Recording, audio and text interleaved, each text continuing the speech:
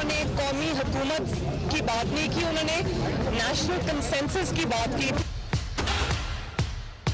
قومی مفاہمت اور بات ہے اور قومی حکومت اور بات ہے. قومی حکومت جو ہے وہ خواب دیکھنے کی بات ہے جس کی تعبیر انشاءاللہ الٹی نکلے گی. قومی مفاہمت کے لیے ہم تیار ہیں.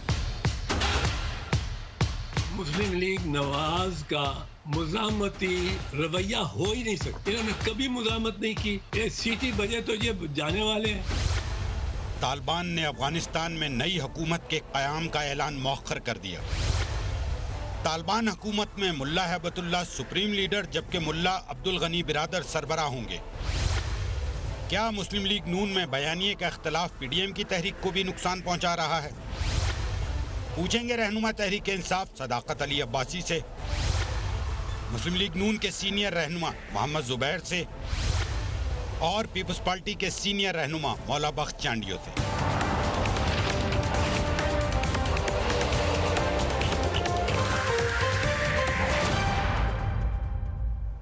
بسم اللہ الرحمن الرحیم. السلام علیکم and very warm welcome to the show. Afghanistan پر طالبان کے قبضے کو 3 ہفتے گزر چکے ہیں جبکہ امریکی قبضے کو ختم ہوئے چوتھا دن ہے. ساری نگاہیں افغانستان پر لگی ہیں جہاں طالبان حکومت کے قیام میں ابھی تک کامیاب نہیں ہو سکے.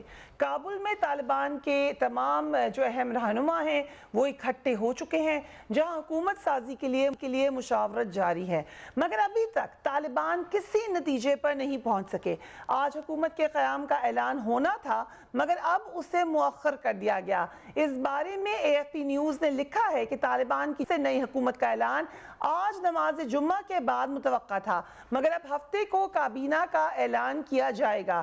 اے ایف پی سے بات کرتے ہوئے ترجمان طالبان ذبیح اللہ مجاہد نے کہا کہ نئی حکومت کے قیام کا اعلان ہفتے تک مؤخر کر دیا گیا ہے. نئی حکومت میں سابق صدر حامد کارزائی, قومی مصالحتی کونسل کے سربراہ عبداللہ, حزب اسلامی کے سربراہ گلبدین حکمت یار کو بھی شامل کرنے کا امکان ہے. اور بھی چیدہ نام ہیں.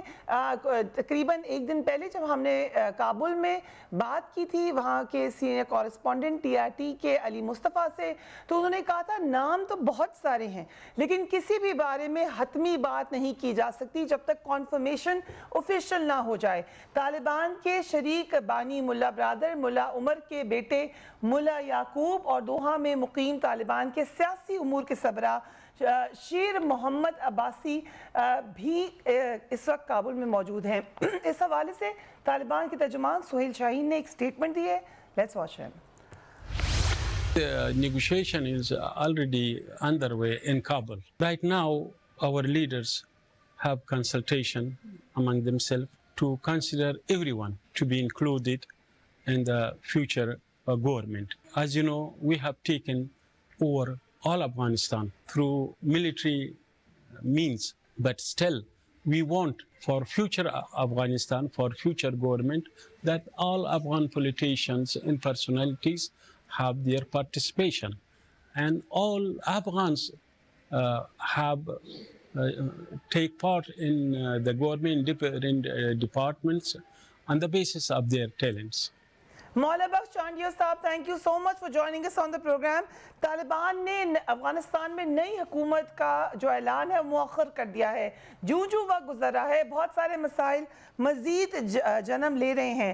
کئی دن ہو گئے حکومت کا انتظار کرتے کرتے. آپ کے خیال سے کیا وجہ ہے کہ یہ اس میں دیر ہو رہی ہے اور کیا شیپ ہوگی نئی حکومت کی؟ میں بھی وہاں تو بیٹھا نہیں ہوں اور میرا طالبان سے بھی کوئی اتنا گہرا تعلق نہیں ہے اور میں کوئی اتنا بڑا تجزیہ نگار بھی نہیں ہوں کہ میں آپ کو صحیح صورتحال بتاؤں کہ کابل میں کیا ہو رہا ہے, کس وجہ سے حکومت میں ڈیلے ہو رہی ہے. میں صرف ایک اچھی امید کر سکتا ہوں, ایک پاکستانی کی سیاسی کارکن کی حیثیت سے میں توقع کرتا ہوں پرامن افغانستان, پرامن پاکستان کے لیے بہت ضروری ہے. سیاسی استحکام والا افغانستان پاکستان کے لیے بھی بہت ضروری ہے. وہاں کی افراتفری ہمیں افراتفری میں مبتلا کر دیتی ہے. ماضی میں جو وہاں افراتفری رہی انہوں نے اس کی وجہ سے ہمارے پاکستان کے افواج پاکستان کے لوگ, بہادر لوگ, افسروں کے بیٹے, عام آدمی, غریب, مزدور, مذہبی رہنما, ہماری عبادت گاہیں سب रही, प्रेशर में रही, तो मैं तो चाहूँगा कि वहाँ अमन अमान हो, पुरअमन हालात हो, सियासी इस्तेहकाम हो। सियासी इस्तेहकाम वहाँ खुशहाली लाएगा, खुशहाली आएगी तो अफ़गानिस्तान में बहुत बेहतरी आएगी। बस मैं ये समझता हूँ पुरअमन अफ़गानिस्तान पुरअमन पाकिस्तान के लिए ज़रूरी है। पाकिस्तान को भी जितनी ज़रूरत है, जितनी हमें ज़रूरी चीज़ है मदद करने की, माहौल पैदा करने की, वो करें। मुदाखलत करने की कोई ज़रूरत नहीं है। अब जैसे वो खुद हुकूमत के मालिक बनकर बात कर रहे हैं, हमें भी एक बावकार अंदाज से, एक खुद मुख्तियार, एक इस्लामी मुल्क की हैसियत से हमें उनकी मदद करनी चाहिए, मशवरों में शामिल होना चाहिए। मुदाखलत की बात नहीं है। उनको छोड़ें तो अफ़गानिस्तान में सियासी इस्तेहकाम आए। बाहर की मुदाखलत रुकेगी तो सियासी इस्तेहकाम आएगा अफ़गानिस्तान में। बड़ी अहम बात। तवक्को ये की जा रही है कि तालिबान अफगानिस्तान में ईरान की तर्ज पर निज़ाम बनाएंगे, जिसमें मुल्ला हैबतुल्लाह शूरा के सुप्रीम लीडर होंगे, जबकि मुल्ला अब्दुल गनी तालिबान हुकूमत के सरबराह होंगे। साबिक वज़ीर दाखिला चौधरी निसार ने मुल्ला अब्दुल गनी के हवाले से एक तहलका खेज इंकशाफ किया है। वो ये कह रहे हैं कि 2018 में मुस्लिम लीग नून की हुकूमत ने पाकिस्तान में कैद मुल्ला गनी बरादर को रहा किया था और उन्हें अफगान हुकूमत के हवाले किया जाना था, मगर उन्होंने एज इंटीरियर मिनिस्टर इसकी मुखालफत की थी। सलीम साफ़ी साहब को उन्होंने इंटरव्यू दिया। Let's watch Chaudhary Nisar. मियां नवाज शरीफ ने क्या किया या नहीं किया, इसका जवाब तो वो ही देंगे। मैं उनके बिहाफ पे बात नहीं करूंगा इस वक्त। मुझे इल्म है क्या हुआ, मगर ये बात दुरुस्त है कि मैं बहुत बड़ा दाई था इस बात का कि हमें मुल्ला ब्रदर को अच्छी तरह ट्रीट करना चाहिए और उनको अपना हमनवा बनाना चाहिए। ये बात दुरुस्त है कि मैंने उसकी सख्त मुखालफत की थी अफगानिस्तान के हवाले करने में। ये बिल्कुल बात दुरुस्त है। सो ये बड़ी इंटरेस्टिंग बात है। हम कुछ मुल्ला हैबतुल्लाह अखुंज़ादा की ज़िंदगी पर भी नज़र डाल लेते हैं। हमने आपको पहले मुल्ला बरादर के बारे में बताया था। मुल्ला हैबतुल्लाह अखुंज़ादा को तालिबान का सुप्रीम लीडर समझा जाता है। हैबतुल्लाह अखुंज़ादा 1961 में कंदहार में पैदा हुए। उनका ताल्लुक़ नूरज़ई कबीले से है। 80 की दहाई में रूस के अफ़गानिस्तान पर हमले के बाद मुजाहिदीन में शामिल हो गए। तालिबान के दौरे हुकूमत में वो नंगरहार सूबे की मिलिट्री कोर्ट के सरबराह बनाए गए। वो तालिबान के अमीर मुल्ला उमर के मुशीर भी रह चुके हैं। उन्हें 2016 में मुल्ला मंसूर अख्तर की अमरीकी ड्रोन हमले में मौत के बाद तालिबान का नया सरबराह मुकर्रर किया गया था। अल-कायदा के सरबराह एमन अल-ज़वाहिरी ने भी हैबतुल्लाह अखुंज़ादा की बैत की थी। अमरीका की जानिब से इल्ज़ाम लगाया जाता रहा है कि हैबतुल्लाह अखुंज़ादा ने क्वेटा में पनाह ले रखी थी। उनके हवाले से ही वो क्वेटा शूरा का इल्ज़ाम लगाते रहे हैं। मुल्ला अब्दुल गनी बरादर तालिबान हुकूमत के सरबराह होंगे। मुल्ला अब्दुल गनी बरादर का शुमार तालिबान के बानियों में होता है। उन्होंने मुल्ला उमर के साथ मिलकर तालिबान की बुनियाद रखी थी। मुल्ला अब्दुल गनी बरादर 1968 में सूबा अरुज़गान में पैदा हुए। इनका ताल्लुक़ अफ़गानिस्तान के दुरानी कबीले से है। अब्दुल गनी बरादर की परवरिश अफ़गानिस्तान के इलाके कंदहार में हुई और उनके हवाले से और बहुत सारी इंफॉर्मेशन आप हमारी स्क्रीन पर देख सकते हैं। सदाकत अली अब्बासी साहब जो बात चौधरी निसार कह रहे हैं, उन्होंने कहा कि माजी में मुल्ला अब्दुल गनी बरादर को अफगान हुकूमत के हवाले करने की मुखालफत की थी। क्या आपको लगता है कि ये इसकी इम्प्लीकेशंस हैं जो बात कर रहे हैं नवाज शरीफ साहब की हवाले से और उस वक्त की अफगानिस्तान गवर्नमेंट के नेक्सस के हवाले से? बहुत शुक्रिया फरीहा। ये बड़ा मुश्किल सब्जेक्ट है इस पर कमेंट करना, और जैसे मौला बख्श चाडियो साहब ने भी कहा कि ज़ाहिर है हम अफ़गानिस्तान की अंदरूनी सियासत के और तालिबान की जो सारी स्ट्रक्चर है उसके बहुत ज़्यादा वाकिफ़ तो नहीं है, और ऐसे ही नवाज़ शरीफ साहब के बारे में कमेंट कर देना, चौधरी निसार साहब तो ज़ाहिर उस वक़्त वज़ीर दाखिला थे। आज के जो तालिबान है और दरमियान में जो सिनेरियो बन गया था उस वक्त जब मुशर्रफ और पोस्ट मुशर्रफ एरा में जब हम उनके एक एलाई थे तो सिचुएशन डिफरेंट थी, और नवाज़ शरीफ हुकूमत ने बहुत सारा कुछ मुशर्रफ गवर्नमेंट से इनहेरिट भी की थी सिचुएशन। तो मैं नहीं समझता कि चाहे पाकिस्तान में मुशर्रफ साहब का दौर रहा, गलतियाँ उन्होंने भी बहुत की, या नवाज़ शरीफ या ज़रदारी साहब का भी जो दौर रहे, उस अतबार में पाकिस्तान की जहाँ तक ताल्लुकात अफ़गानिस्तान के साथ थे उसमें कोई, मैं नहीं समझता कि कोई अंदरूनी पॉलिटिक्स उसमें कोई कार फरमा थी। ایک پاکستان کے جو overall geostrategic position تھی اور پاکستان کی ایک انٹرسٹ تھا افغانستان میں کہ افغانستان سٹیبل ہو جائے, معاشی طور پہ ترقی کر جائے, وہ پرامن ہو جائے اور پولیٹیکل سٹیبلٹی آ جائے, جو پاکستان کا بڑا انٹرسٹ ہے, کیونکہ پاکستان نے افغانستان کی بدامنی کی وجہ سے 150 ارب تک کا ڈالر تک کا نقصان کیا, 80,000 جانیں دیں اور بم دھماکے ہوئے, پاکستان میں سیاسی اور معاشی عدم استحکام ہوا.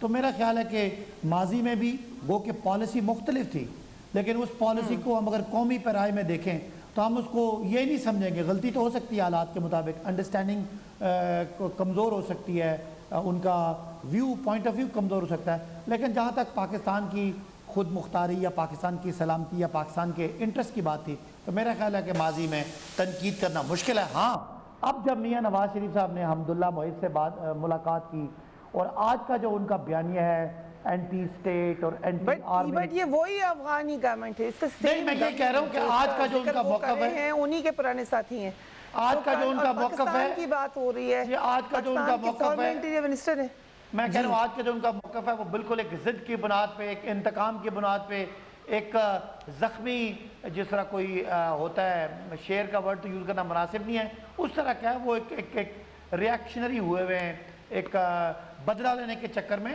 میرا خیال ہے کہ جب وہ حکومت میں ہوتے ہیں تو اتنی میں ان کو الزام نہیں دیتا کہ کوئی پاکستان کے جو مفادات تھے اس کے خلاف انہوں نے کام کیا ہوگا.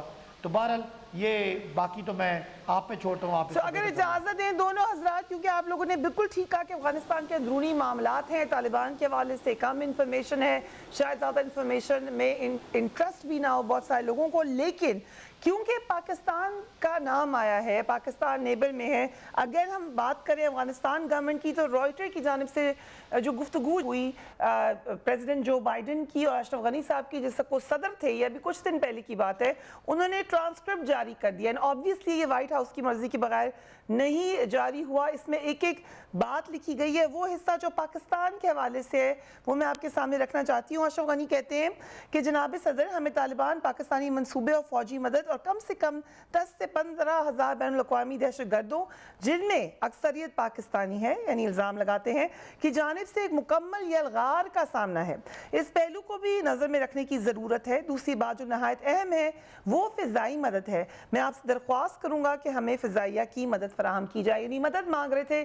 اور یہ پڑھنے والا ٹرانسکرپٹ ہے, آپ دیکھیے اس میں پریزیڈنٹ جو بائیڈن کتنے طریقے سے سمجھانے کی کوشش کر رہے ہیں اشرف غنی صاحب کو کہ بھائی صاحب آپ ہار گئے ہیں یہ جنگ, ہمارے پاس جو اطلاعات آ رہی ہیں وہ نہیں ہے جو آپ ہمیں بتا رہے ہیں. اینڈ اگین اشرف غنی صاحب پھر پاکستان کے اوپر الزام لگاتے ہیں, جو کہ افغان گورنمنٹ نے ایک وتیرہ بنا لیا تھا کہ معاملہ جو بھی ہو الزام افغانستان کے معاملات کا پاکستان پر ڈال دیں. صدر بائیڈن نے کہا کہ آپ کے پاس بہترین فوج ہے, آپ کے پاس 70 سے 80 ہزار کے مقابلے میں اسلحے سے لیس 3 لاکھ فوجی ہیں اور واضح طور پر ان میں لڑنے کی صلاحیت بھی ہے, اور اگر ہمیں پلان کے بارے میں علم ہوا اور یہ کہ ہم کیا کر رہے ہیں تو ہم فضائی مدد بھی دیں گے.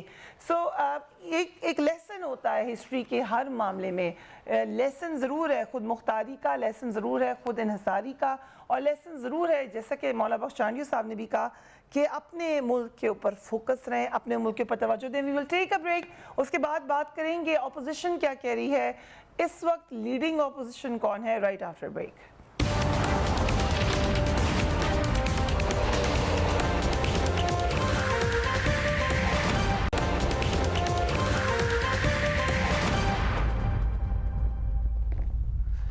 Welcome back. P D M ایک بار پھر حکومت کے خلاف لانگ مارچ کا اعلان کر چکی ہے, مگر دوسری جانب میاں شہباز شریف قومی حکومت اور قومی مفاہمت کی بات کر رہے ہیں, لیکن ان کی بھتیجی مریم نواز حکومت سے کسی قسم کی بات کرنے کے لیے بھی تیار نہیں ہے.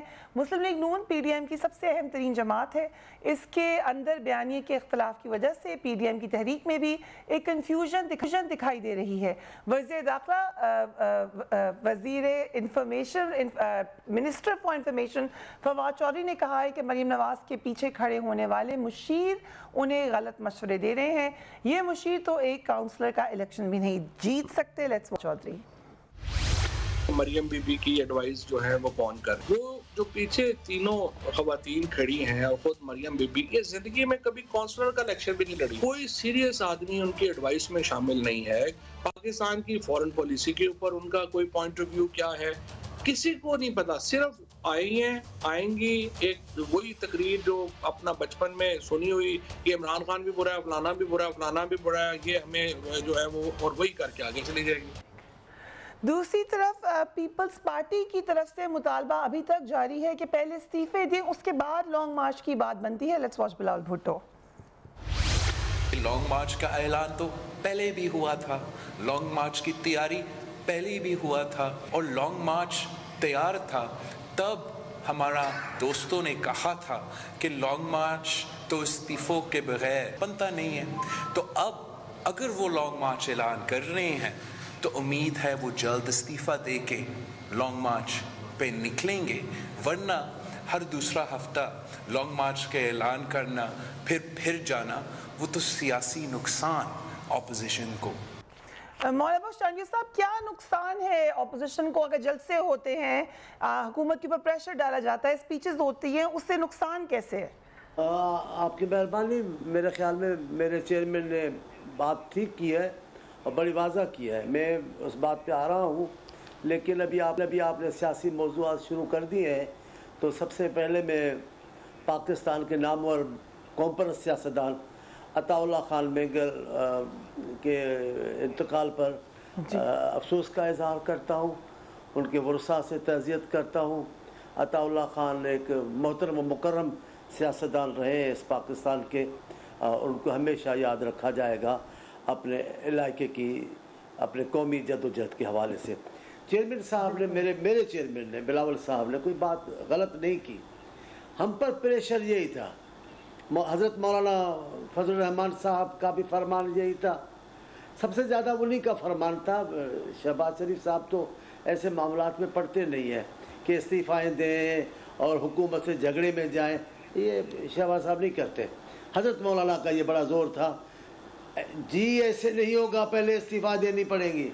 اب میرے چیئرمین ٹھیک کہہ رہے ہیں، بھائی انہی استعفاؤں کی بنیاد پہ تو آپ نے اختلاف ڈال دیا، پی ڈی ایم کو توڑ دیا، اب آپ کیا کر رہے ہو؟ اب آپ پہلے استعفا دینا، بغیر استعفاؤں کے لانگ مارچ کیسے ہوگا؟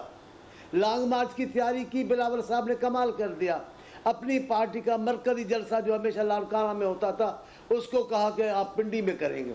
ہم سب پاکستان سے کارکن پنڈی جا رہے تھے، کیونکہ وہ زمانہ فوراً جلسے کے بعد ہم لانگ مارچ کا حصہ بن جاتے۔ اپنی بادشاہی تھی ان کی، اپنے طور پہ فیصلہ کر لیا، لانگ مارچ بھی ملتوی، جلسے بھی ملتوی، جد و جہد بھی ملتوی، پیپلز پارٹی غداری ہو گئی، پیپلز پارٹی الگ ہو گئی، پیپلز پارٹی جب اپوزیشن سے نکل گئی۔ اب آپ کیوں کر رہے ہیں؟ اب پہلے استعفا دیں، قوم کو بتائیں، آپ استعفا دے کر میدان میں آئیں تو زیادہ آپ پر اثر ہوگی۔ ابھی آپ استعفا بھی نہیں دیں گے، اپنے بیانیہ پہ بھی نہیں کھڑے ہوں گے تو یہ تو نقصان ہوگا۔ شہباز شریف صاحب نے تو جد و جہد کا حلیہ بگاڑ کے رکھ دیا ہے نون لیگ کا۔ یہ قیادت جو اصل قیادت ہے وہ ایک انداز اپناتی ہے، شہباز شریف صاحب ایک انداز اپنا رہے ہیں، اسے پی ڈی ایم کو کیا فائدہ پہنچے گا، اپوزیشن کو کیا فائدہ؟ ہم ایسا نہیں کرتے، ہم اول درجے کی اپوزیشن ہے یا نہیں ہے، ثانوی ہمیں سے سرکار نہیں۔ ایک طے ہے، بلاول صاحب اپوزیشن میں ہیں، حقیقی اپوزیشن کا کردار ادا کر رہے ہیں، اور رہا سوال اپوزیشن کے لیے فیصلہ کرنے کا، تو میرا خیال ہے عوام کو اختیار ہے۔ اب آپ سمجھتے ہیں کہ کون اپوزیشن کا کردار ادا کر رہا ہے، کسی کہنے سے، کسی کے کہلوانے سے کچھ نہیں ہوگا۔ رائٹ، محمد زبیر صاحب، thank you so much for being on tonight with فریہ۔ بلال بھٹو نے یہ بھی کہا ہے کہ اگر اپوزیشن جماعتیں سنجیدہ ہوں تو پہلے عثمان بزدار صاحب کو آرام سے ہٹایا جا سکتا ہے، پھر عمران خان صاحب کو ہٹانے کی کوشش کی جا سکتی ہے۔ ابھی آپ نے مولانا بخش چانڈیو صاحب کی بات سنی، وہ کہہ رہے ہیں کہ حقیقی اپوزیشن تو عوام بتائیں گے، لیکن پریشر اگر ڈالنا ہے تو وہ فروٹفل ڈالیں۔ اس طریقے سے کوئی نتیجہ نکلتا ہوا نہیں نظر آ رہا۔ جی زبیر صاحب۔ دیکھیں، ایک تو میرا خیال ہے میں تو ان لوگوں میں ہوں جو یہ کنسیڈر کرتے ہیں کہ کوئی بھی پولیٹیکل سچویشن ہوتی ہے اس کے لیے مختلف اسٹریٹجیز ہو سکتی ہیں، اور اپنا شارٹ ٹرم اور میڈیم اور لانگ ٹرم انٹرسٹ دیکھ کے ہر پولیٹیکل پارٹی فیصلہ کرتی ہے۔ पीपल्स पार्टी ने अपने जो उनके जो हकाइक थे कि उनके पास सिंध की हुकूमत है और वो किस हद तक जा सकते हैं इस हुकूमत के खिलाफ, वो उन्होंने अपने लिहाज से फैसला किया और उनकी कोई तारीखी जो भी वो कहते हैं गलतियां थी बॉयकट करने की या असेंबली में ना जाने की, उसके बुनियाद पर उन्होंने फैसला किया और उनका हक भी बनता है। हमारा बिल्कुल डिफरेंट पॉइंट ऑफ व्यू है। पीपीपी के पंजाब में वो स्टेट्स नहीं हैं जो हमारे स्टेट्स हैं। हमारे लिए ये बहुत फंडामेंटल चीज़ है और ये प्लीज़ इसको समझ लें कि हम किस तरह से बात कर रहे हैं। पाकिस्तान में सिर्फ नंबर गेम नहीं होती है जब वोट ऑफ नो कॉन्फिडेंस होता, बहुत सी चीज़ें होती हैं जो आपको हेल्प करती हैं या नहीं कि वोट ऑफ नो कॉन्फिडेंस कामयाब हो या ना कामयाब हो। हमने सेनेट में देखा था 2019 में कि 64 ऑपोजिशन मेंबरान खड़े हुए थे, वोट निकले थे 50। तो अगर वो डिफीट होती है तो पीपल्स पार्टी का तो कुछ भी नहीं जाता। किसका नुकसान होगा लॉन्ग टर्म डैमेज को? पीपल्स पार्टी तो बड़ा इंजॉय कि वोट ऑफ नो कॉन्फिडेंस हो और वो पिट जाए और PMLN की वीकनिंग का मतलब ये होगा that space will they think peoples party कि मैं ये नहीं कह रहा कि इनकी नीयत ऐसी है, बट अगर इनके लिए तो दोनों तरफ ठीक है, अगर जीत गए तो जीत गए, हार गए तो हार गए। लेकिन हमारे लिए there is no option but to win any vote of as simple as that. और हम नहीं समझते कि हमारे यहाँ वोट ऑफ नो कॉन्फिडेंस के वक्त सिर्फ डेमोक्रेटिक फोर्सेस का अमल होता है, इसमें बहुत ही वो कुव्वतों का भी अमल होता है जो कि हमें नहीं पता कि वो किस तरफ खड़ी होंगी। पता चले कि हमारे 10 मेंबरान आए ही नहीं है तो उठा के ही ले गए उनको, तो फिर हम क्या करें, किधर जाके शिकायत करें? अब ठीक है, पॉइंट ये अहम है, लेकिन फिर जो बिलावल भुट्टो साहब का कहना है कि रेजिग्नेशन के बाद लॉन्ग मार्च करें, आप इससे एग्री नहीं करते? देखें, एक तो फरिया वो वक्त गुजर चुका है, वो जो उस वक्त जो पीक था PTM का first quarter of this year, वो पीक तो अब रहा नहीं है, वो प्रेशर भी नहीं रहा। बिल्कुल मैं उस चीज़ को भी मानता हूँ कि जी जो PTM का जो बहुत सी चीज़ें बाय द वे मैं तो तारीफ भी करता हूँ और एग्री भी करता हूँ कि पीपल्स पार्टी के कहने की वजह से हमने की थी। बाय इलेक्शंस में हम गए थे, सेनेट के इलेक्शंस में हम गए थे, दे वर पॉजिटिव पॉलिटिकल मूव, बट हमारा थिंकिंग ये थी कि अगर रेजिग्नेशन का जो खतरा है वो बहुत ज़्यादा इफेक्टिव होगा, बगैर उसके लॉन्ग मार्च करना, लॉन्ग मार्च कितने दिन आप कर लेंगे, कितने अरसे तक बैठ लेंगे, जब तक it is not supported by resignation and resignation and block, मतलब तमाम के तमाम लोग करें। फिर हमने ये भी ऑप्शन दिया था कि अगर आप सिंध असेंबली से नहीं देना चाहते तो आप बेशक ना दें, लेकिन नेशनल असेंबली में कम से कम तमाम दें। तो वो वक्त गुजर चुके हैं, अब वो ऑप्शंस, वो सारी चीज़ें मेरा ख्याल है और पॉलिटिकल मूवमेंट जो होती है ना उसके लिए बिल्टअप करना पड़ता है, वो इतना आसान नहीं होता कि जब चाहें आप स्विच को ऑन कर दें और ऑफ कर दें। और अब अगर पीपल्स पार्टी एग्री भी करती है, विच आई डोंट थिंक तो वो एग्री करेगी, तो हम फिर से वो करें। हाँ, अगर वो एग्री करती तो हम दोबारा से बैठ के सोचेंगे, स्ट्रेटेजाइज करेंगे, अवाम में जाके किस तरह से वो प्रेशर क्रिएट किया जाए जो दबाव डाल सके हुकूमत पर। बट अब तो वो वक्त गुजर चुका है। वेरी इंपॉर्टेंट यू सेइंग कि वो जो मोमेंट है बड़ी मुश्किल से क्रिएट होता है, मोमेंटम बिल्ड होता है, वो इस वक्त नहीं है सदाकत अली अब्बासी साहब। सो इस बात का जो कि ज़ुबैर साहब भी कह रहे हैं, आप लोगों को डायरेक्ट फ़ायदा है, क्या इसका फ़ायदा उठा के आप लोग फिर एक मुफाहमत की तरफ, मिल बैठने की तरफ जा सकते हैं?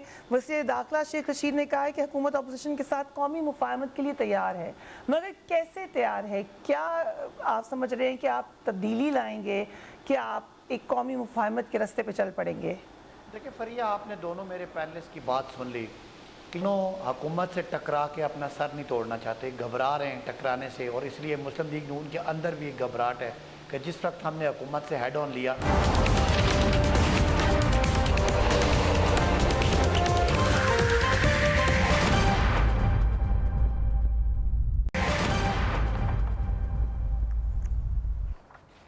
And welcome back. बैक। वक्फे पे जाने से पहले हमने सदाकत अली अब्बासी साहब से सवाल ये पूछा कि जो शेख रशीद साहब इंटीरियर मिनिस्टर कह रहे हैं कि अब हुकूमत कौमी मुफाहमत के लिए तैयार है, उसका तरीक़ाकार क्या होगा?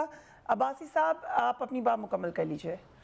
जी, तो मैं आपको फरिया बता रहा था कि इस वक्त जो लड़ाई है वो लड़ाई ये तय हो गया है कि नंबर 1 पे PTI है और नंबर 2 पे पीपल्स पार्टी और नून की आपस में लड़ाई है, क्योंकि ये टकराने से डरते हैं। इनको पता है एक तो इमरान खान साहब की जो शख्सियत है, जो उनकी पॉलिटिकल क्रेडिबिलिटी है, जो उनका मकबूलियत है, उसके मुकाबले में कोई लीडर नहीं है। और दूसरी बात, PTI ने मुश्किलात के बावजूद जो मुआशी, माशरती, आपके इदारा जाती, तालीमी और सियासी जो इस्लाहात नाफिज किए हैं और जो एक सिस्टम दिया है, उसके मुकाबले में ये उससे टकरा के अपना नुकसान नहीं करना चाहते। लिहाजा ये अपनी अपनी जगह पर रह के PTI को थोड़ा रेलेवेंट रहने के लिए करते हैं, और दोनों इकट्ठा इसलिए नहीं होते कि इनको पता है कि हम जो हमसे टकराएगा वो पॉलिटिकल सिनेरियो से आउट हो जाएगा। लिहाजा ये इन दोनों की लड़ाई नंबर 2 के लिए है।